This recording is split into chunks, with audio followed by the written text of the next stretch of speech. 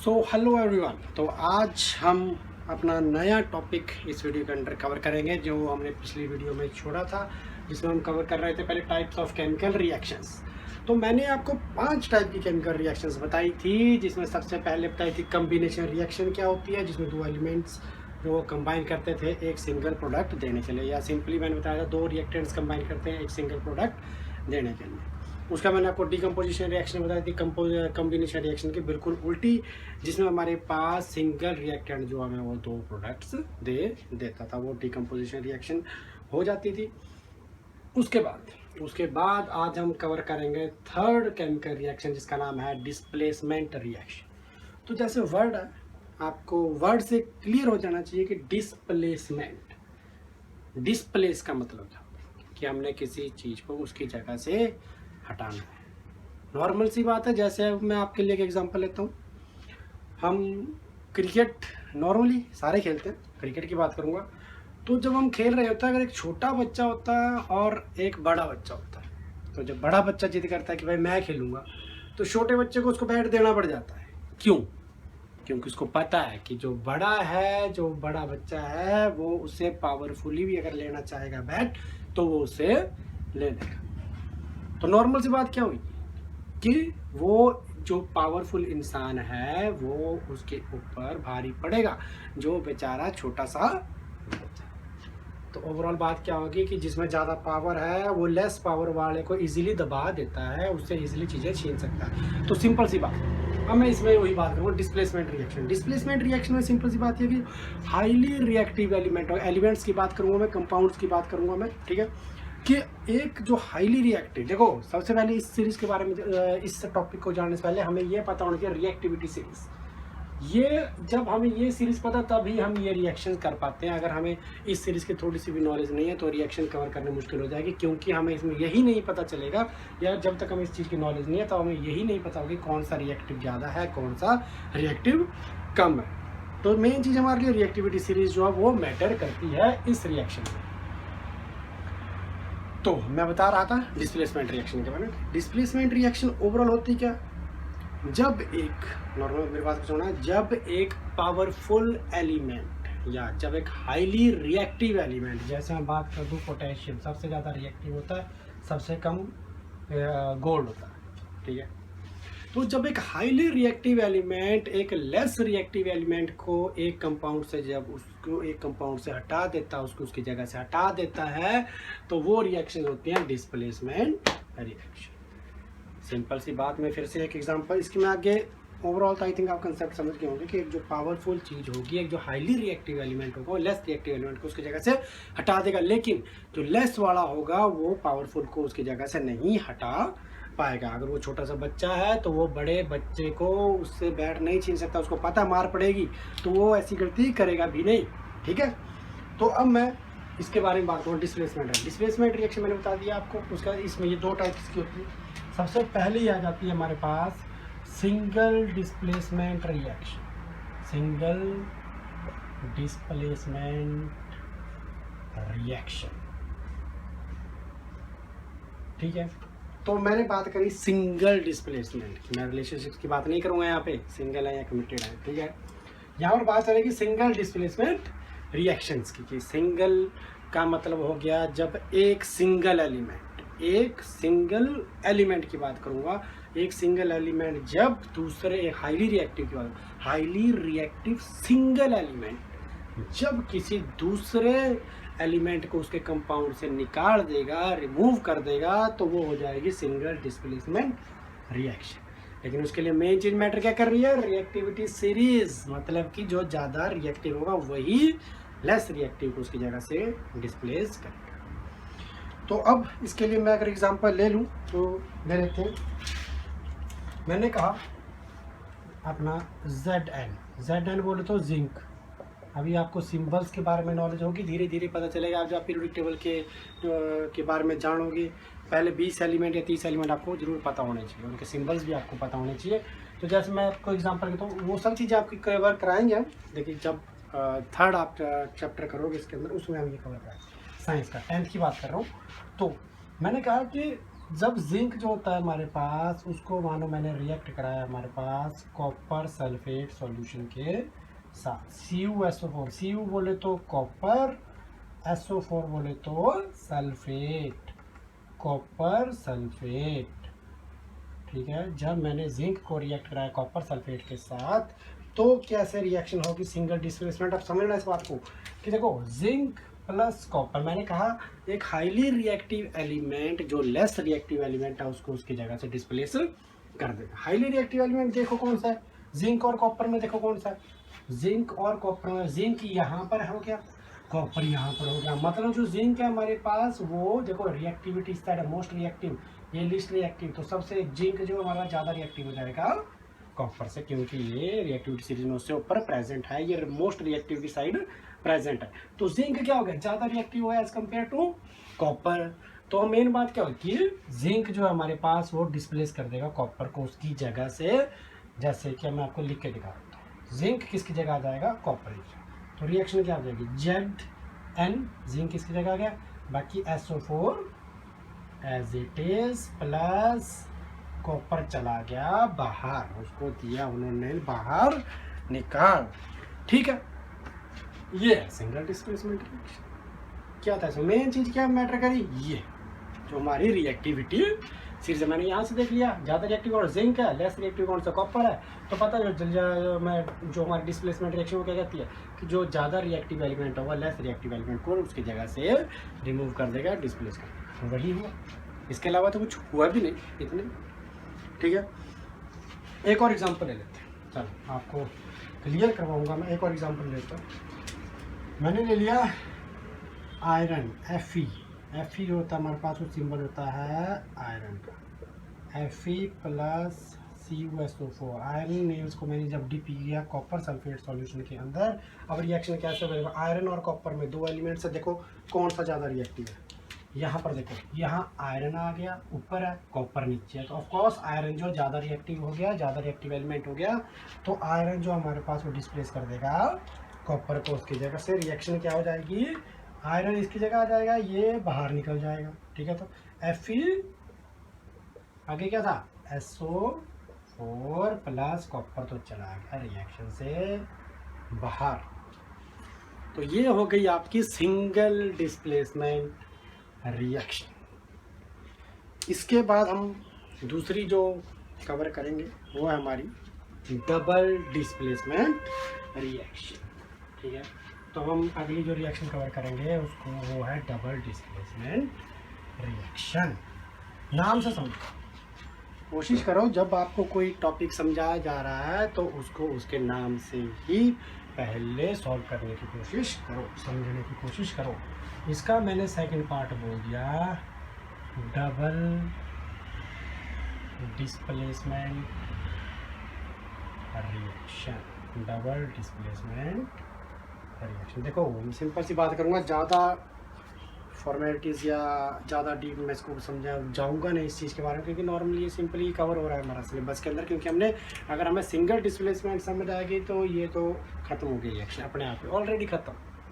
कैसे, देखो ना ब्रो, डबल डिस्प्लेसमेंट देखो मैं क्रिकेट की बात कर रहा था, अगर वो दोनों बराबर के होते है ना, अगर जो छोटा बच्चा था, छोटे बच्चे की जगह बड़ा ही बच्चा होता, दोनों बड़े बच्चे तो आपस में लड़कर वो एक दूसरे से बैट छीन लेते कि भाई मेरे को बैटिंग करनी। ठीक है, क्योंकि दोनों बराबर के, दोनों बराबर पावरफुल है। तो जब हम ये रिएक्शन कवर करते हैं तो इसमें मेन जो आपका आ जाता है वो आता है आयंस का केस। आपको पता आयंस दो टाइप के होते हैं, एक कैटायन एक एनायन। कैटायंस जो होता है आपके पॉजिटिवली चार्ज होते हैं, एनायंस आपके नेगेटिवली चार्ज होते हैं। ये रिएक्शन जब होती है, डबल डिस्प्लेसमेंट जब रिएक्शन होती है हमारे पास, तो यहाँ पर प्रेसिपिटेट, अगर आप इसको प्रैक्टिकली करोगे तो जो double displacement reaction take place करती है तो उस टाइम प्रेसिपिटेट्स बन जाते हैं हमारे पास, इसीलिए हम इस रिएक्शन को कहते हैं डबल डिस्प्लेसमेंट रिएक्शन या फिर प्रेसिपिटेशन रिएक्शन। मतलब डबल डिस्प्लेसमेंट रिएक्शन का जो दूसरा नाम हो गया वो हो गया प्रेसिपिटेशन रिएक्शन। ठीक है, मैंने कहा इसमें आयंस का केस चलेगा।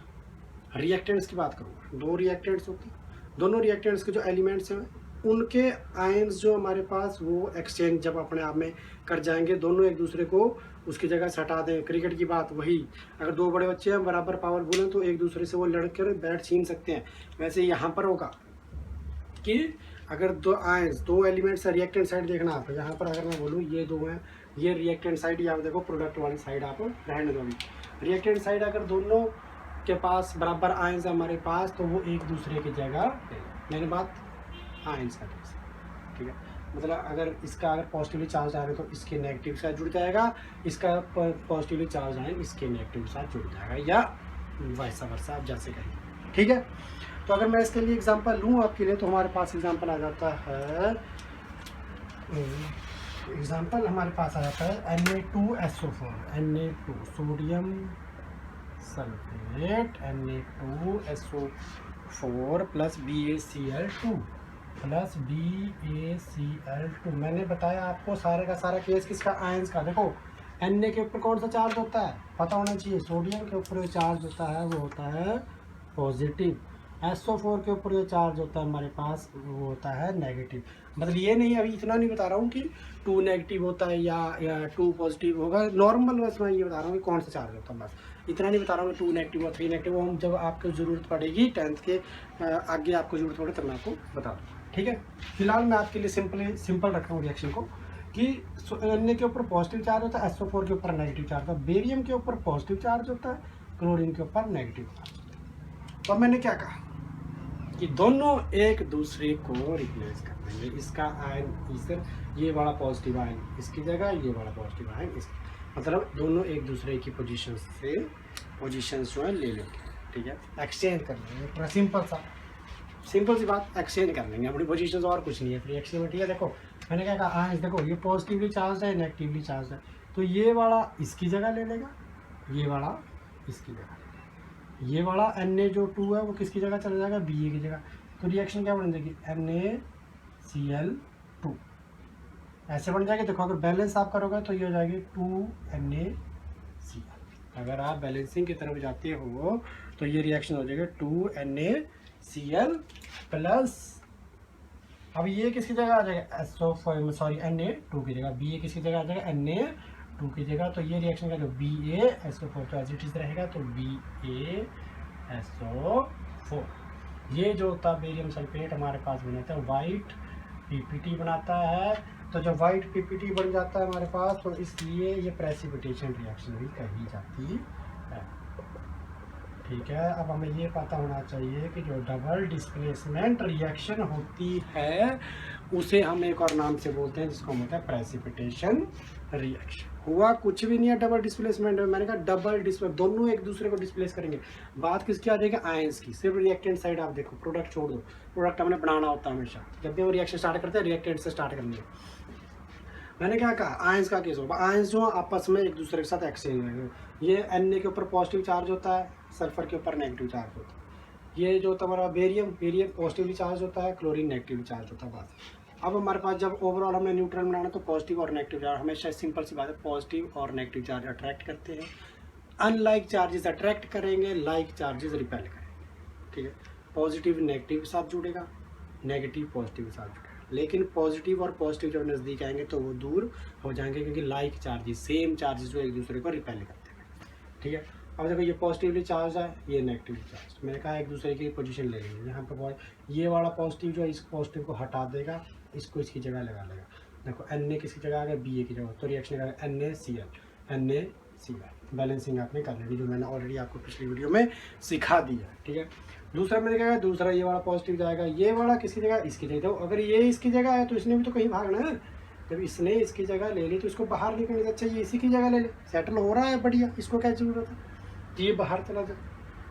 इसको जब इसकी जगह यहाँ इसने इसकी जगह पर किसी ने कब्जा कर लिया, तो ये भी कोशिश करेगा कि मैं एक बार लड़ूं, कि मैं उसकी जगह पर कब्जा करूं। ये गया उठकर, इसने इसकी जगह पर कब्जा कर लिया, क्या हो गया, Ba गया, BaSO4 जो एक वाइट PPT बनाती है। और जब PPTs प्रेसिपिटेट्स बढ़ते हैं जिस रिएक्शन में, तो उस रिएक्शन को बोलते हैं प्रेसिपिटेशन रिएक्शन।